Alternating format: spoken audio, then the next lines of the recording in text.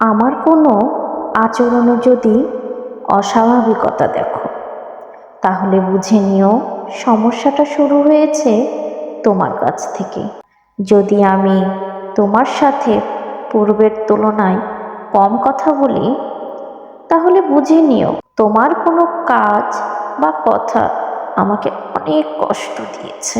যদি আমার মায়া টান তোমাদের উপর থেকে কমে যায়, তাহলে বুঝে নিও তোমাদের স্বার্থপরতা আমাকে বহুবার ক্ষত করেছে।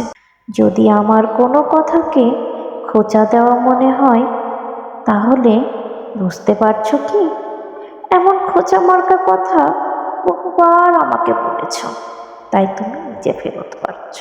যদি তুমি দেখো তোমাদের সাথে আমি আগের মতন মিশতে পারছি না, তাহলে বুঝে নিও তোমার দেওয়া কোনো আঘাত আমি আজও ভুলতে পারিনি।